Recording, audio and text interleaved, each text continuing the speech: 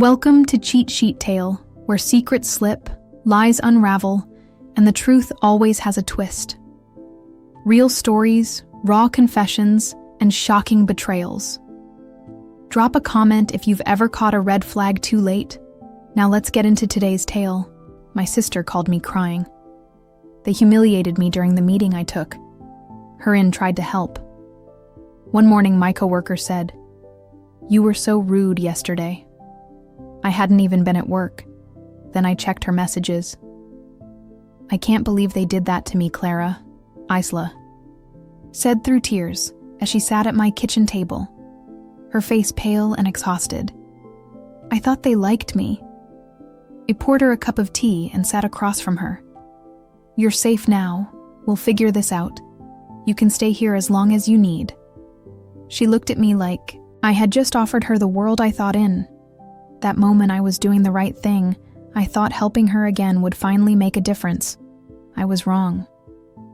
When Isla called me that night, I didn't hesitate. It didn't matter that we hadn't talked much. In the last few months, or that last time she had stayed with me, I tended badly. She was my sister. Blood is blood. And when she cried like that, broken, desperate, I pushed everything else aside. I had her set up in my guest room by the end of the night. Max MyLab Mix circled her nervously at first, but eventually settled down when she scratched behind his ears. I made her a plate of leftovers from dinner, and she ate with the kind of hunger that made me realize she probably hadn't had a proper meal in days.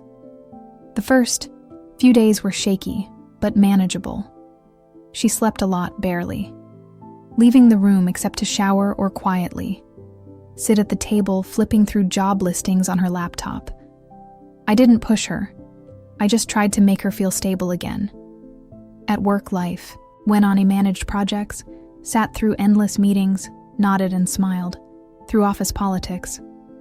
My boss Leah was particular, but fair, and my coworkers like Luke made the days easier with their humor. It wasn't glamorous, but it paid the bills. Sand gave me the calm, stable life I had always craved growing up. At home, Isla slowly began to come back to life.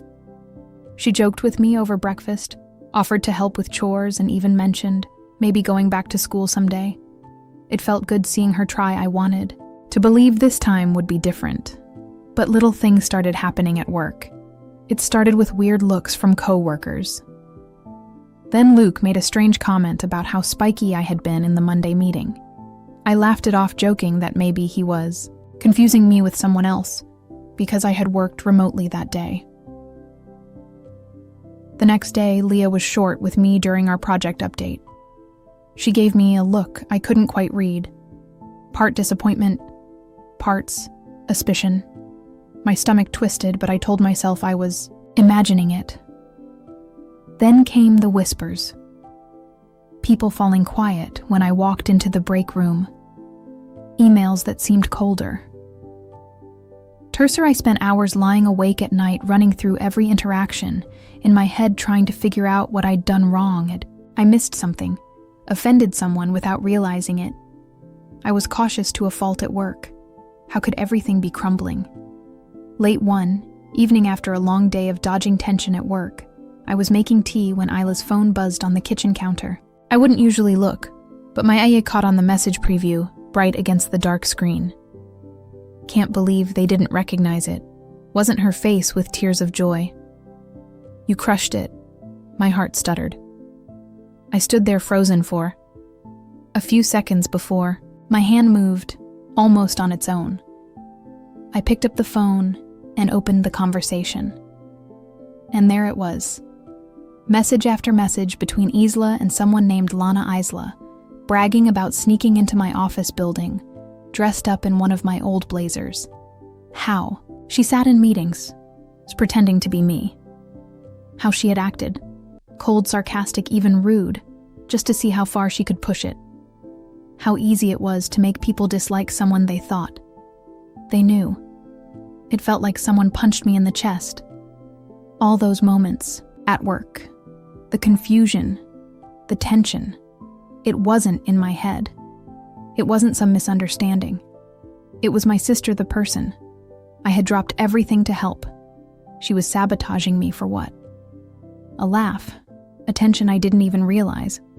Isla had come back into the kitchen until she was standing there, hair damp from a shower in my sweatshirt like she belonged there. She saw her phone in my hand. She saw my face. Clara, she started, but the words crumbled in her mouth. I didn't yell. I didn't even speak at. First, I just stared at her feeling. Something inside me slowly turned to stone. Why I finally said, my voice sounded small, even to my own ears. She flinched like I had struck her. It was a joke, she said. Voice trembling. It wasn't supposed to be. Serious Lana dared me. I didn't think it would get this far. It took my head. I couldn't process it. A joke. Humiliating me at work. Endangering my job. My livelihood. Was a joke. You thought it would be funny? He asked quietly. Tears welled up in here. Yes. She babbled apologies, explanations, excuses. How she felt invisible living in my house. How she thought people only liked me because I was boring and perfect. How she didn't think it would hurt anyone. I stood there listening, feeling every apology fall like a cold stone into a bottomless well inside me. I need you to leave, I said, finally. She gasped like I had betrayed her, like I was the one tearing things apart. I have nowhere else to go, she whispered. I didn't answer. I just turned away, went to my room and closed the door. Behind me, he sat on my bed for a long time, staring at nothing. While Isla packed in silence, I didn't check if she needed anything. I didn't walk her to the door. I just listened to the soft click as the door closed behind her. And then the house was quiet, again. Terribly, blissfully quiet. The next morning I woke up before sunrise the way I sometimes did when my mind was heavy and restless. The house was still. Max lay curled at the foot of the bed, his soft breathing the only sound. For a moment I thought, maybe it had all been a bad dream, that Isla was still asleep in the guest room, that when I got up and made coffee, I would hear her shuffling into the kitchen yawning and messy-haired. But the guest room was empty. The sheets were tangled.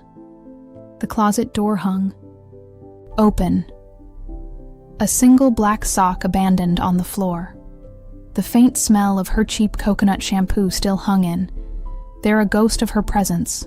I sat on the edge of the bed with my head in my hands. I didn't feel victorious. I didn't feel free, I just felt hollow later. I dragged myself into the kitchen and stared at the blinking light on the coffee maker 714A. A normal Thursday, except nothing about my life felt normal anymore. At work the tension was thick enough to cut with a knife. I could feel the glances, the polite but careful. Greetings, I was still the difficult one to some of them. No matter what I said, it tried to focus on my projects, but it was hard. Every email I sent, every interaction I had was tinged with doubt. Were they assuming the worst? Did they believe the apology I had emailed to the team? Blaming personal issues for any misunderstanding, Leah called me into her office before lunch. She sat stiffly behind her big oak desk, her lips pressed into a line. Clara, she said, folding her hands neatly, I appreciate you coming forward with everything. I know this situation wasn't your doing. I nodded, heart pounding. That said, she continued, perception is hard to change once it's been damaged. I recommend you take a couple of weeks off, paid leave, clear your head, let things settle.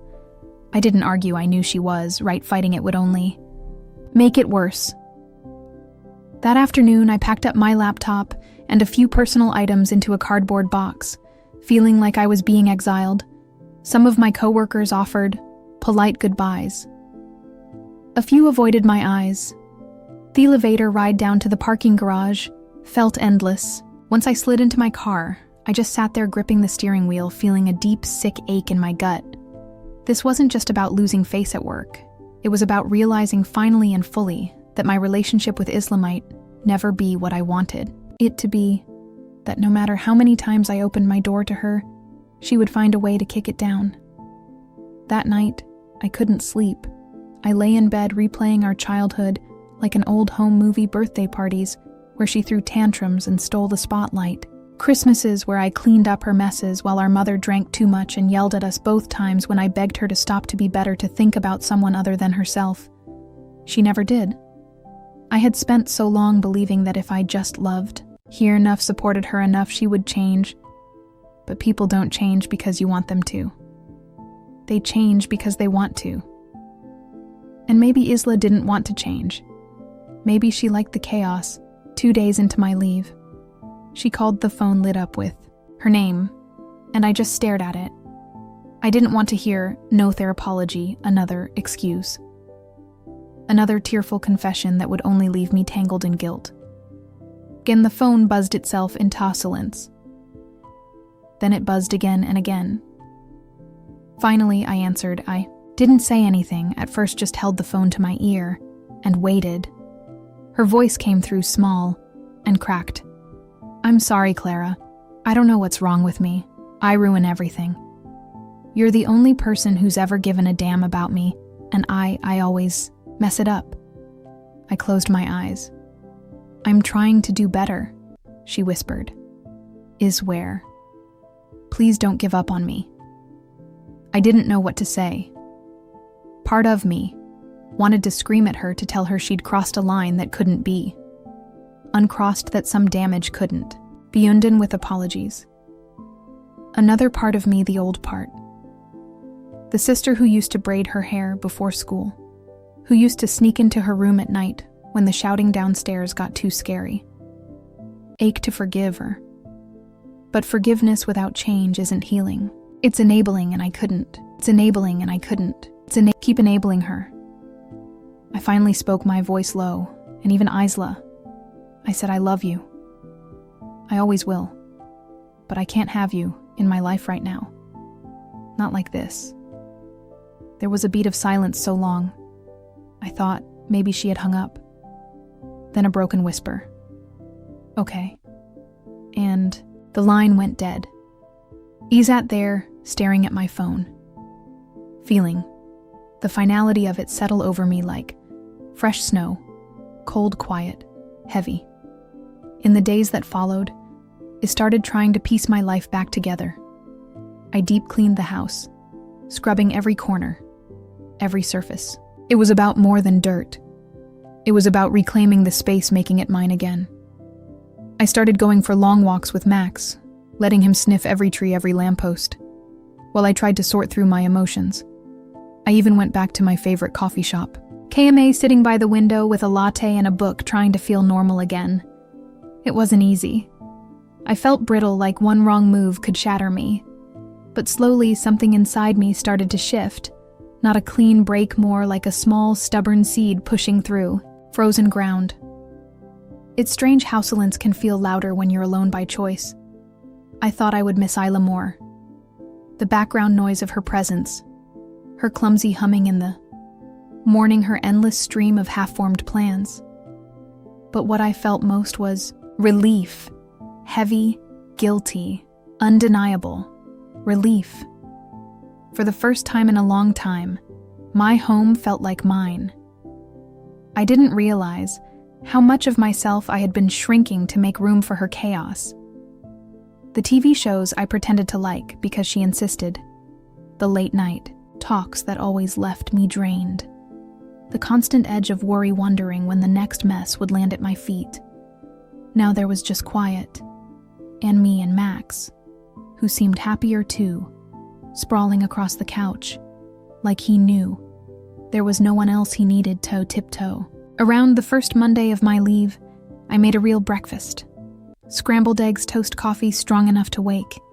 The dead, I sat at the table eating, slowly looking out the window at the street below.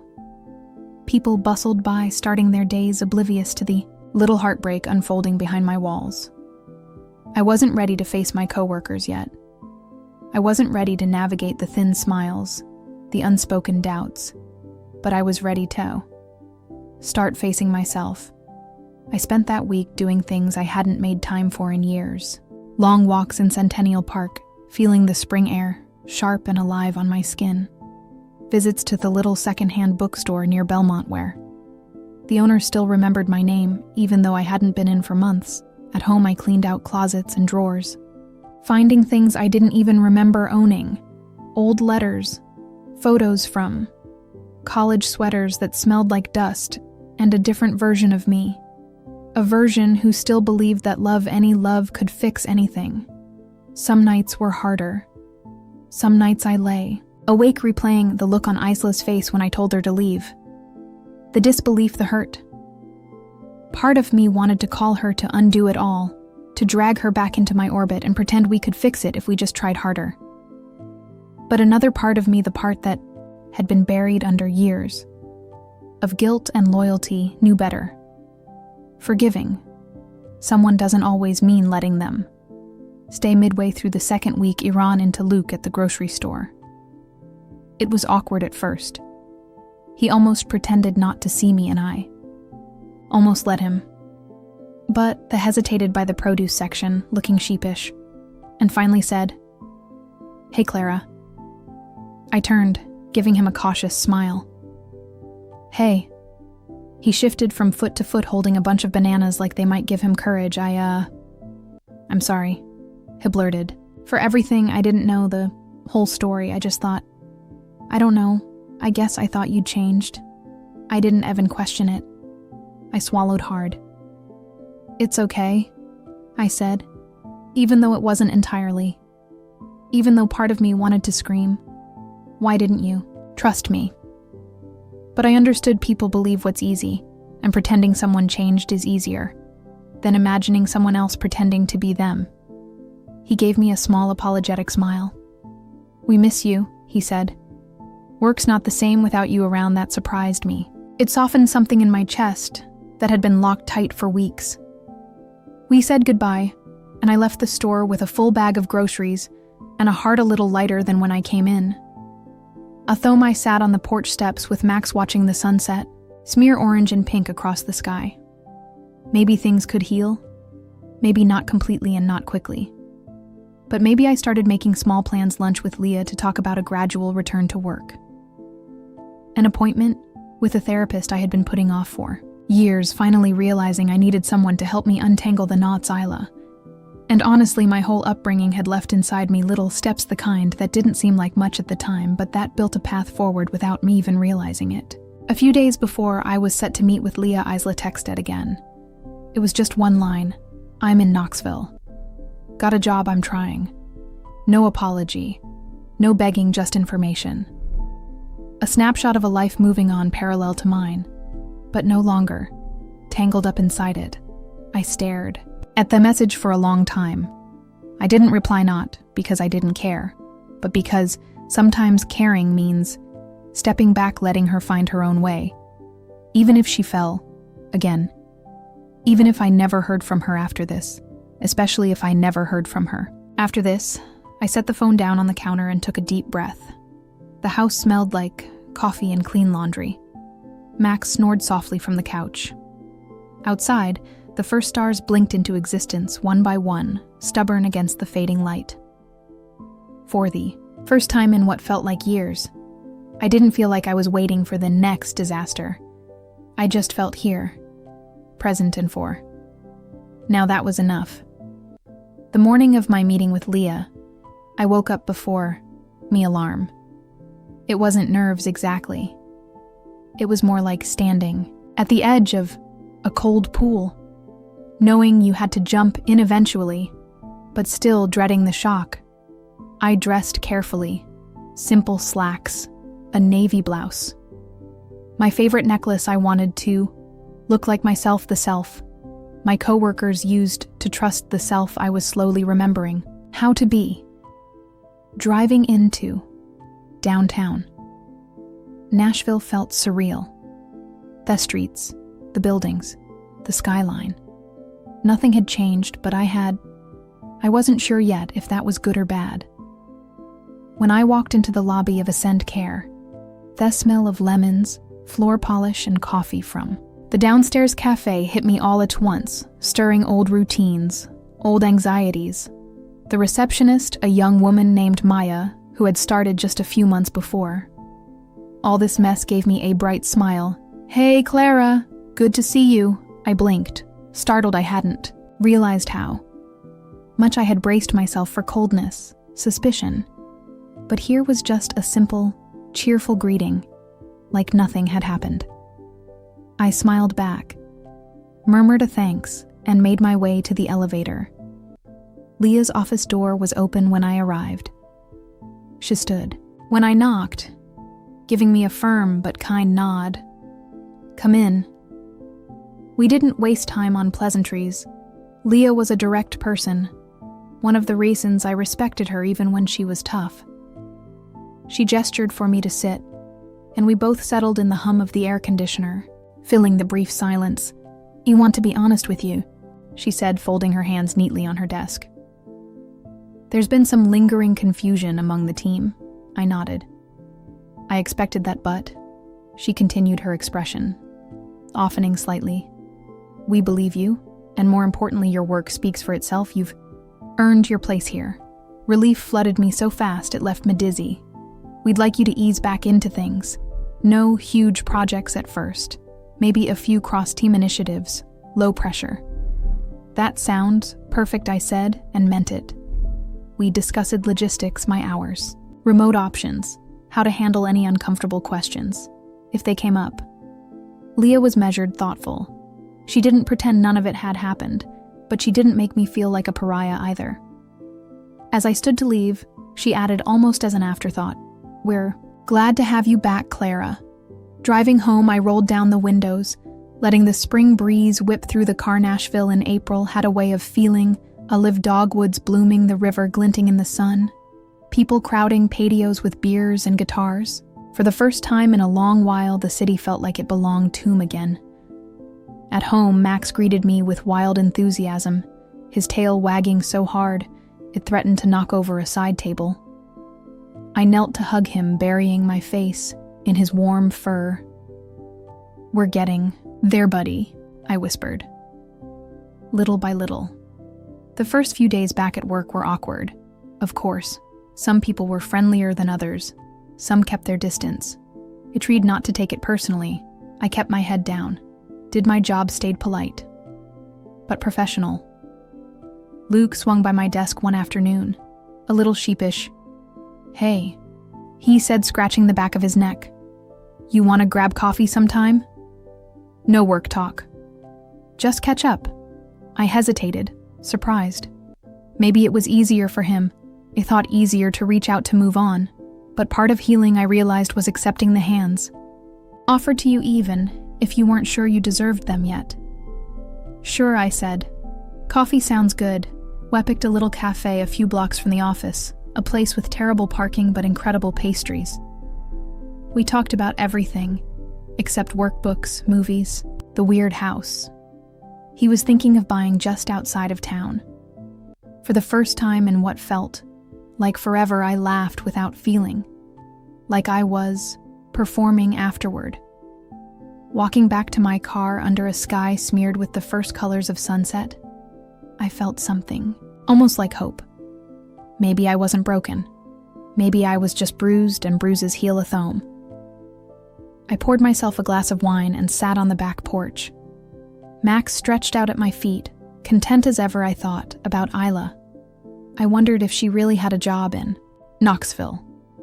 If she was, showing up on time, making friends, paying her own bills, I wondered if she missed me.